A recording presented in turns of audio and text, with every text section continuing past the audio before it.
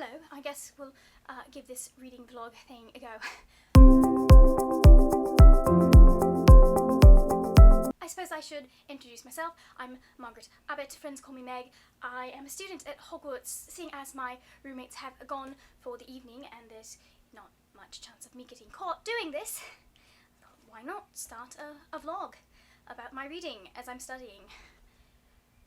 Why I thought the month that we're doing the owls was a good time to try this vlogging thing, I don't know. I know we're not supposed to have any of this muggle technology here at Hogwarts, but it is the 21st century. It's about time we upgraded here. And it's not like any of my professors even get on the internet, so I mean, am I going to get caught? Probably not.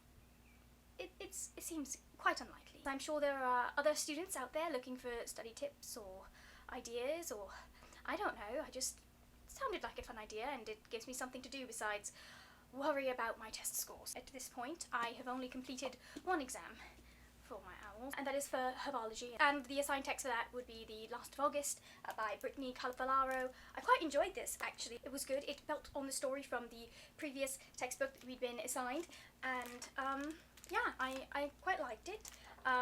That ending though, let me tell you, that ending was quite alarming. I was not prepared for that at all. I'm also currently working on my charms revisions, and the assigned text for that is The Ghost of Gotham by someone I can't quite remember their name.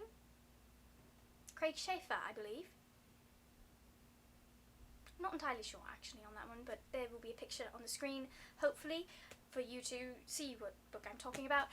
It's an interesting book so far. I'm about 30% of the way into the ebook that I've got. This is one of the arcs that I was sent to review at some point.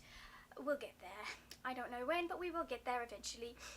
It's an interesting book. I'm enjoying the storyline. I'm not entirely sold on the main character. He is not my favourite person.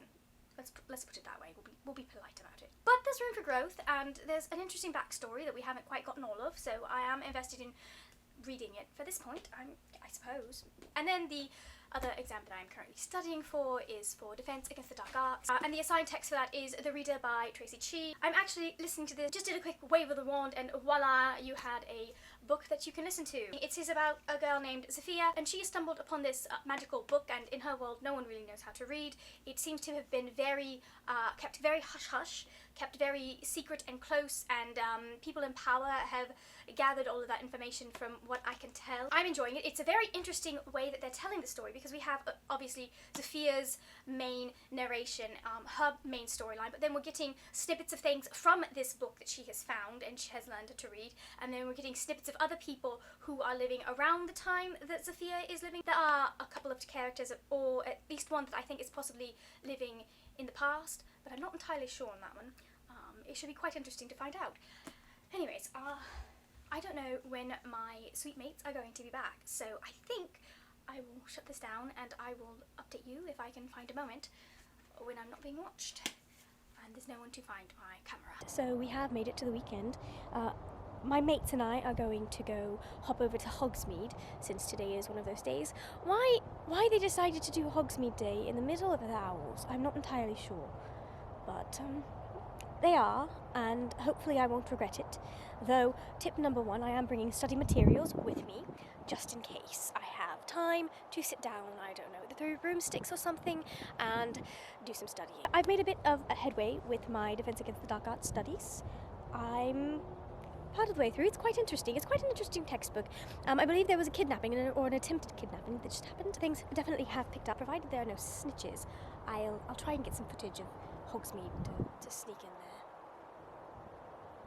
We'll see.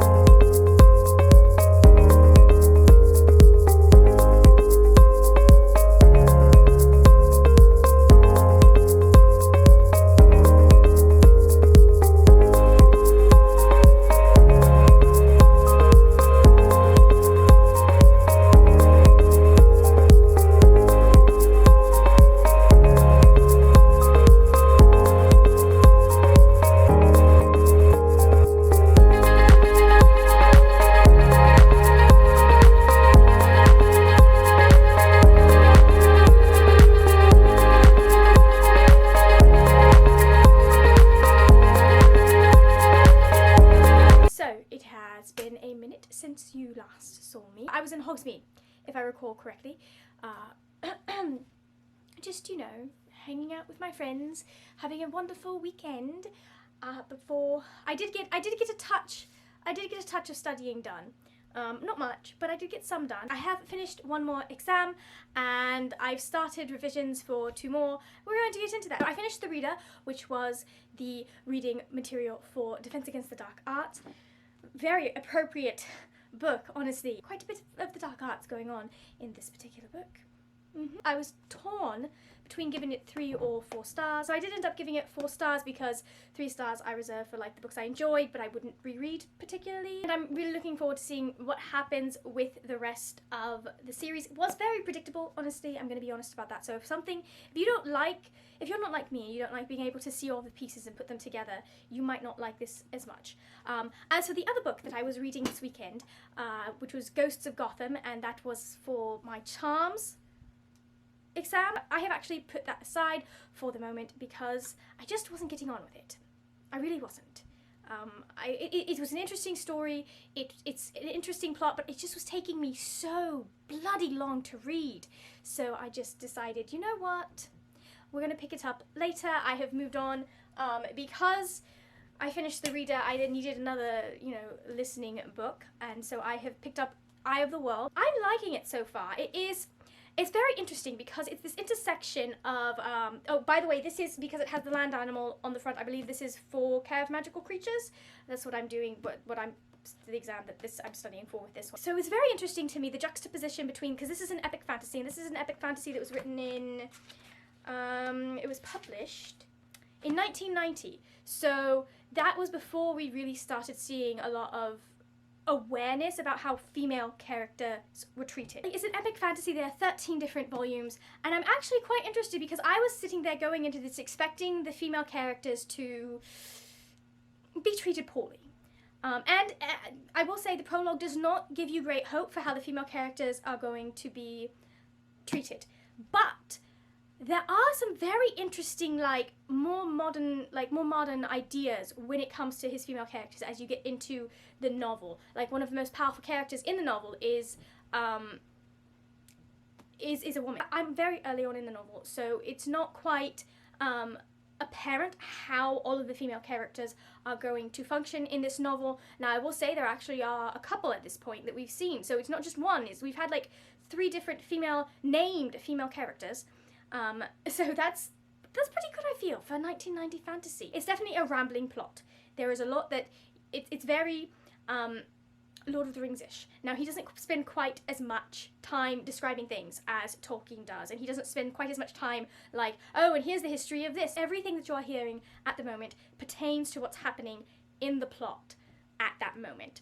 It's information that you need to know, and sometimes it's a little more information that you need to know, but I do enjoy that, knowing a little bit of the history, but not getting an entire 4 pages on how a fortune is made, Christopher Paolini. I love you, but truly, we did not need that much information on swords. It's a lot, but I don't feel like it's overwriting. Does that make sense? We'll see. I've been listening to this one on my Muggle Audible device that no one knows I have. And then I just started last night, I started Scythe by Neil Shusterman. This is for divination, which was to read a book set in the future. This is set in the future. It's in a dystopian world, and I have a friend who really, really liked this book. And so I thought it's about time I picked it up, since we're getting closer to the end of the series. So I can read this, and then I can read Thunderhead in a few months, depending on how this ends. I don't know. I haven't been all that great with, cliffhangers haven't been particularly urgent for me for most books. I don't remember the last book that I was I need that. I do. No, I don't. I don't remember the last book that I was actually I need the next book right this moment. Yes, I do. I do, in fact. It was The Wicked King. And I still need that book right now. I do. Anyways, so this is set in a dystopian future where we've conquered everything that can kill you, and so they have to have these beings called Sais who glean people, and they're gleaning based on, at least the one that we've seen, are gleaning based on percentages, and there's one that happens where he's well, you're a teenager and you drink a lot and you just got a car, and before the age of mortality, drunk driving and teenage drivers were a high factor of automobile deaths, and automobile deaths were responsible for this percentage of the population, and so today it's going to be this. It's such a scientific approach to deciding who to kill, which I really appreciated. And so it's really interesting. We've just met both main characters and gotten them to where they're doing their apprenticeship, because it's about Citra and Rowan, and they're two characters who are recruited by this scythe who says, we need more scythes. The population is bounding, and so we need more scythes. And so I have to train, I have to pick an apprentice, and so it's going to be one of you too, and the other person's going to go back to their normal life. I'm not entirely sure if that's true, honestly, because it doesn't sound... He's telling them things. I'm not sure they're going to want to get out, but I'm really enjoying it. I'm enjoying the play between the two of them. I already know to ship them, so obviously I'm like into it. But that is the update. I don't know how much reading I will get done because I do have a writing project that I'm working on. I'm not entirely sure where we left off. I know we were in the middle somewhere, probably the early days of reading this, but things have happened. I have things to talk about. I'm still working on my Care of Magical Creatures studies. I haven't quite completed that exam yet. I am almost done though. Only have, I think, 170 some odd pages left of this particular textbook. I'm quite liking it actually, and I'm surprised because this was written in 1990, and so I was expecting a little more misogyny, to be honest, because a lot of the things, like I've read fantasy written in the 2000s where the male authors are not as aware as this particular author seems to be. Now, I won't say that it's perfect. There definitely is the idea of putting women on a pedestal and women being more pure than men, which is absolutely ludicrous. It feeds into the Madonna whore complex, and so that's a little bit... That is in there. It is in there. There is an in-universe reason for that, but they definitely have that in there, like, you're not allowed to have magic if you're a male in this particular society. And only women are allowed to wield magic, because if you're a man and you wield magic, it's tainted, blah blah blah, for some reason that we don't know. Obviously the main character's probably going to end up wielding magic, and he's a male. But that said, those issues aside, he is doing a very good job of making complex female characters, I feel. I feel like he is at least, like, he is trying to imagine them complexity, and I enjoy that. They're not just there for the use of the male protagonist's plotline. They're not just there, they have their own stories and their own plot lines and what they're supposed to be, like their their own wants and desires and their own plans. They have a bit of a purpose outside of simply affecting the male character's plotline. Obviously, it is a male-led fantasy, so it's going to be kind of like that's something you're going to have to deal with when it's a male, when everyone in the book is supposed to influence and affect the main character's plotline. That's what they're there for. But he is doing a good job, I feel, of actually making them real people to some extent. Like, they're not perfect. Yes, a lot of the cast is male, but it's like 4 or 5 to 3 women that we're dealing with, and one of those women is a point of view character now at this point, which is really nice, and something I was not expecting.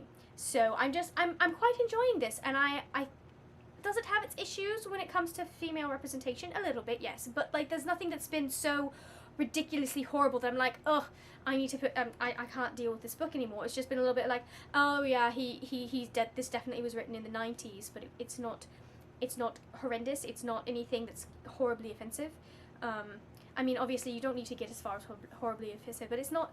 What's the word I'm looking for? Like, I don't want to say problematic, because that's a completely different thing, but there's nothing in here that I've sat there and gone, what is he thinking? What is even going on? I mean, like, there are things that I've thought, but, like, not specifically because it's a female character and how the female characters are treated.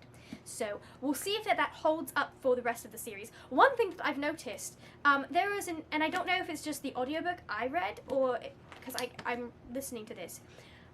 There's an exchange with a farmer. There are 2 different exchanges with 2 different farmers giving the boys scarves that are from his sons. And I was like, did he mean to do that, or is it just that he's written such a huge book that he just missed the fact that he did this exact exchange twice? I'm not entirely sure. I have, however, finished my Transfiguration exam and my Potions exam. These are both... Yeah, I'll put that one in the front. I'm kind of mad I waited this long to get into the Flash. So this was the prompt for Transfiguration was a book with a red cover. The prompt for Potions was to read a sequel. Ta-da. I don't know if I'm going to get to the button. I'm going to try and get to the button this weekend, but we'll see, because I have another one that I really need to read. But I really like this. Like, this introduces a new villain in The Flash. And this particular villain could have been quite overdone, but because of, and you think that at the beginning, you're like, oh look, another speedster villain. But because of the way things end up being twisted around and the way once it's revealed who that particular villain is, it brings so much emotion with it that you're sitting there going, oh wow, this is actually interesting. This is interesting. And so I really liked that. I felt like the plot was a little weaker in this one. This one, it definitely was much stronger. Introduced a whole bunch of stuff that happened. I was a little bit like everyone gets to be a speedster in this one, basically, and I'm like, oh, well, this could be interesting. Why would we do this? But then, obviously, things don't stay that way. And then this one has a lot to do with Wally West. And so, I love Wally. I love all versions of Wally. So this is the Wally West that is Iris's nephew. And also, Barry finally gets his crap together and asks Iris out. And I was just like, oh, thank goodness. I can't wait to read Volume 3. But, of course, DC hates couples. Or Dan Didio hates couples. So obviously it's not going to last, but I'll enjoy it while I can. I thought, I'm so mad that I have waited this long to get into The Flash, because it's got all of that fun crime solving stuff that intrigues me about Batman, but he also has kind of Nightwing's sense of humor and outlook. So it's like Batman, but he has a sense of humor, and I appreciate that. He's not quite so dark and gloomy. I mean, he's still like, oh, also, Barry Allen is the worst at keeping his secret identity. Like, if there was a list of superheroes in DC, Clark Kent would be all the way up here, alright? All the way up here in how closely he guards his secret identity. And Barry Allen's like all the way down, like, he's like the second to last on the list, because he tries, but he fails spectacularly, especially in this volume, and it was kind of funny. I'm just like, does everyone know who the Flash is? It's like Gotham. I'm not going to talk about Gotham. The next one that I'm going to be tackling, along with trying to finish The Eye of the World, is going to be The Lost Hero by Rick Riordan, and this is the first book in the Heroes of Olympus series. I absolutely adore the series. I've kind of like just stuck the dust jacket in there, so my shelf looks still looks aesthetic. But this is for a read-along that I'm doing of the Heroes of Olympus series, and so obviously I had to read this for my Ancient Runes homework, which is to read a retelling, and there are so many retellings within this one particular volume, because it's basically a reimagining of the Greek myths. And so I love it, and I cannot wait to start the series, because my favourite book in the entire world is this one right here, and we get to read that one in, this is April, May, June, we get to read that in June, and I cannot wait. I really can't. And I'm really excited for the live show that's going to be happening on Saturday. We're about to start a little bit of a late night study session with me and my sweet mates when they get back in. I love this book so much, and I love the characters that they introduce, and it's wonderful. It is. I love it.